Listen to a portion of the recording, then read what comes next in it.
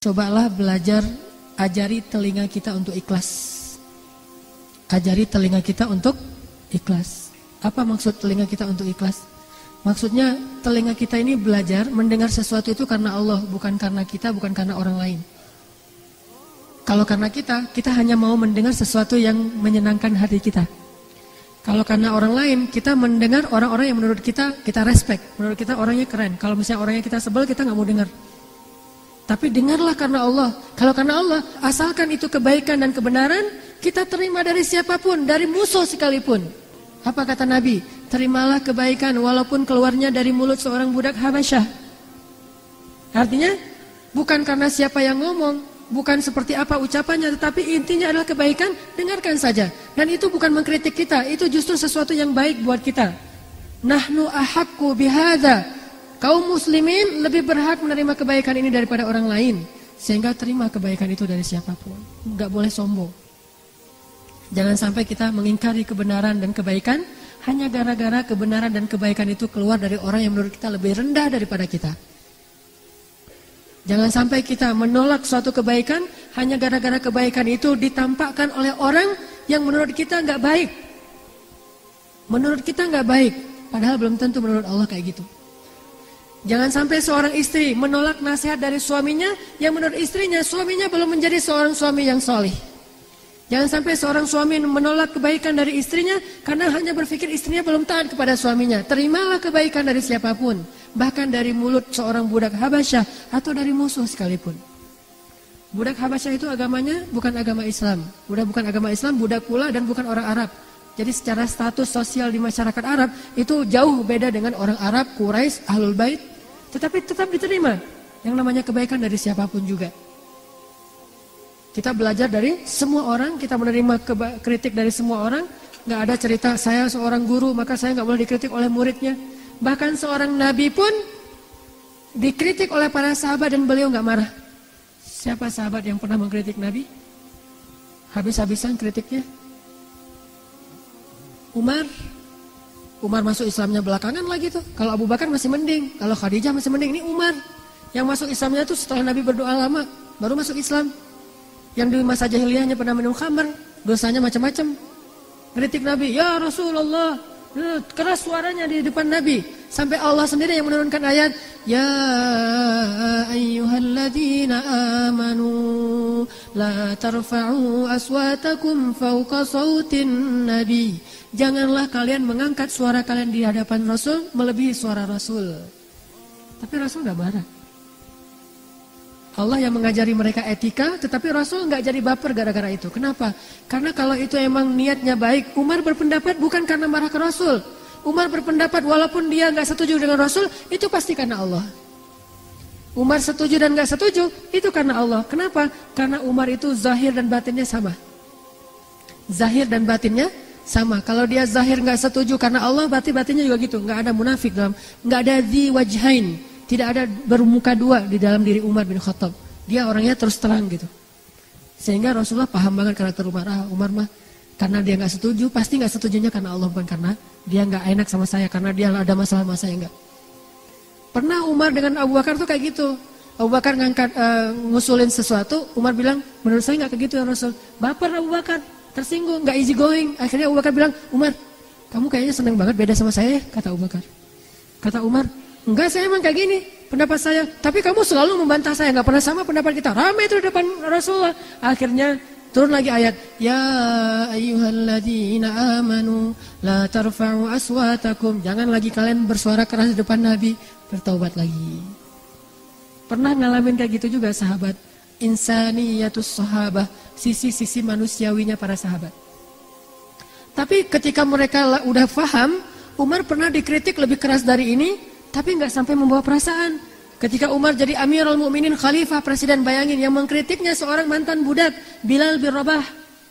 Ngebantah terus. Umar ngeluarin satu undang-undang, dibantah sama Bilal. Umar ngeluarin keputusan presiden, dibantah sama Bilal. Pokoknya Bilal ini ngebantah Umar aja terus. Sampai Umar bilang ini apa? Kata Umar, ya Allah aku berlindung kepadamu dari Bilal. Sampai ngomong gitu coba. Saking kerasnya bantahan Bilal kepada Umar. Sampai Umar bilang, ya Allah aku berlindung kepadamu dari Bilal. Tapi Umar nggak marah sama Bilal. Cuma udah nggak tahan lagi gitu. Saking terus menerus gitu. Dalam keadaan bertubi-tubi terus menerus, deketan lagi waktunya. Terus aja Bilal ngebojokin Umar sampai Umar terpojok banget. Sampai Umar bilang, ya Allah aku berlindung kepadamu dari Bilal. Ini artinya mereka mah orangnya easy going banget. Pernah Umar di depan para jamaah habis sholat kan zaman dulu mah presiden, dia juga ulama, dia juga imam sholat ya. Habis ngimamin sholat, Umar berdiri kemudian mengumumkan satu pengumuman. Gara-gara ada pengaduan dari salah seorang perempuan dan dari seorang laki-laki yang ngadu dia jomblo, udah tua masih jomblo. Ditanya sama Umar, kenapa kamu masih nggak jomblo? Kamu jomblo fisabilillahnya Istiqomah dan Al-Latif ya gitu. Kata dia, enggak, saya mah nggak jomblo bukan yang nggak mau nikah, bukan terlalu selektif. Tetapi mahar-mahar perempuan sekarang mahal-mahal, wahai Amirul Mukminin. Saya bukan orang kaya, nggak sanggup membayar mahar perempuan. Walaupun hadisnya sebaik-baik perempuan yang paling murah maharnya, tetapi namanya manusia kadang-kadang menganggap dirinya, saya kan keren, jadi mahar saya mah 2 miliar gitu misalnya. Saya aja suka bercanda sama istri saya, karena bercanda doang sih nggak serius. Anak saya menurut saya adalah bidadari saya, my angel gitu. Jadi saya bilang ke istri saya, nanti mahar dia tuh paling murah 4 miliar ya.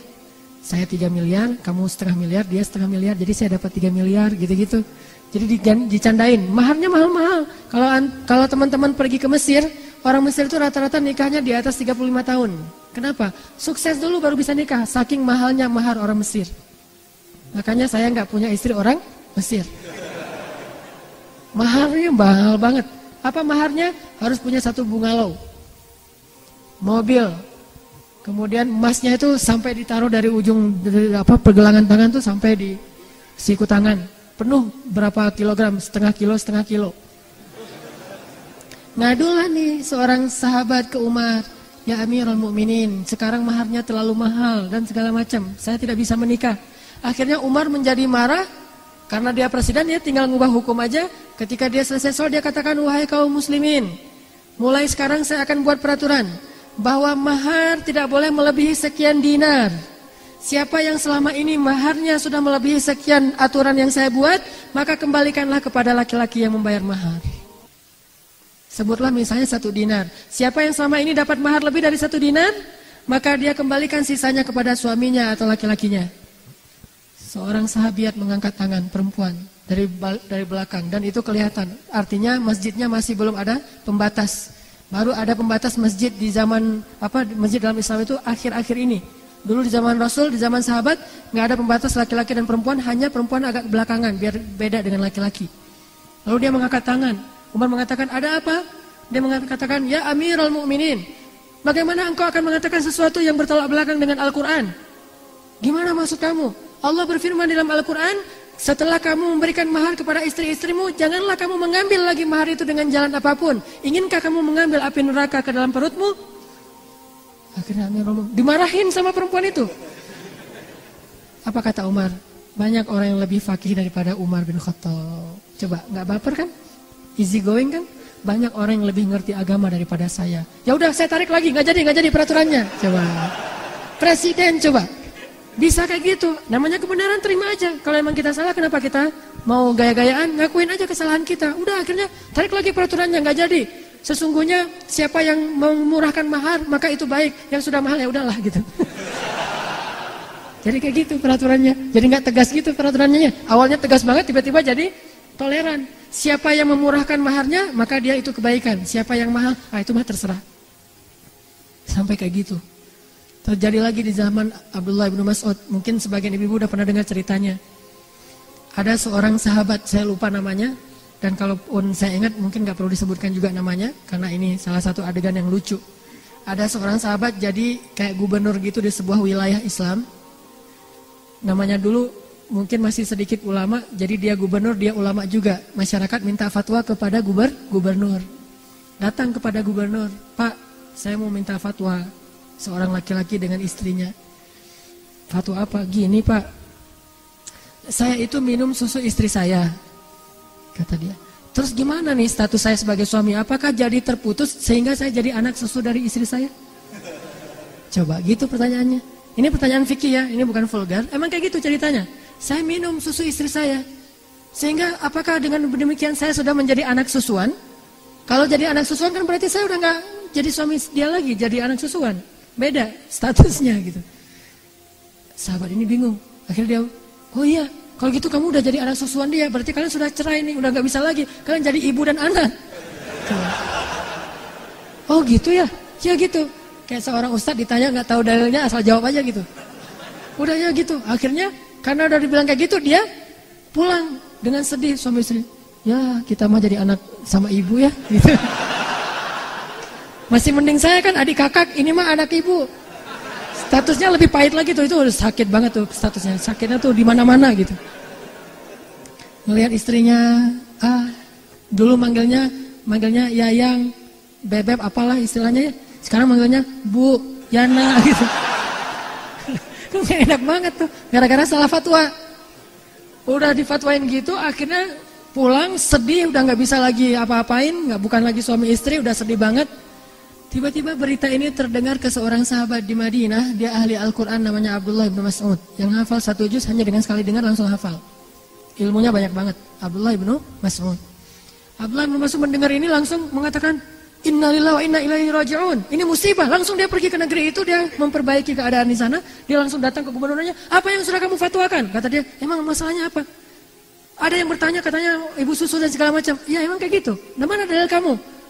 Nggak tahu, menurut saya sih kayak gitu. Coba. Dimarahin sama Abdullah bin Mas'ud. Di depan pejabat-pejabatnya, di depan pegawainya, di depan orang banyak dimarahin terus, kata Abdullah bin Mas'ud. Sekarang kamu umumkan lagi yang sebaliknya. Kenapa? Karena Rasulullah bersabda, sesungguhnya batasan menyusui yang menjadikan dia anak susunya itu hanya 2 tahun. Di atas usia 2 tahun, itu tidak jadi darah dan daging. Udah minum aja sesukanya. Nggak masalah gitu. Hanya di bawah 2 tahun yang berstatus jadi anak susuan. Di atas 2 tahun nggak jadi anak susuan. Oh gitu, saya nggak pernah dengar hadisnya. Makanya jangan berfatwa sembarangan. Wah, repot kan? Diundang lagi semua masyarakatnya yang udah tahu fatwa itu, termasuk orang tadi. Wahai kaum muslimin, saya salah. Nih jiwa besar nih seorang pemimpin. Easy going, nggak baper. Wahai kaum muslimin, saya salah, maafkan saya. Sesungguhnya manusia bisa bersalah. Jadi ada reason gitu, cari justifikasi. Manusia juga bisa bersalah. Dan mulai sekarang jangan pernah lagi kalian menanyakan fatwa kepada saya. Tanyalah kepada orang ini, Abdullah bin Mas'ud. Tidak halal saya mengeluarkan fatwa selama orang ini masih hidup. Akhirnya orang yang tadi pegangan tangan lagi, ya kita jadi suami istri lagi. Jangan terlalu ngebawa perasaan. Udah kalau emang itu benar, terima aja. Akuin saja bahwa kita salah. Apa ruginya kita mengakui salah? Bukankah Allah memaafkan kesalahan? Yang rugi kalau kita nggak mengakui kesalahan, kita nggak akan pernah mengubah kesalahan kita menjadi kebaikan. Maka solusi yang diajarkan oleh para ulama tadi adalah terimalah kebaikan walaupun dari orang yang kita benci sekalipun. Mudah-mudahan kita bisa ngamalin ilmu yang sedikit ini dalam kehidupan kita sehari-hari dan menjadi orang yang lebih taat dan lebih asik dalam kehidupan bersama dengan orang-orang yang kita cintai.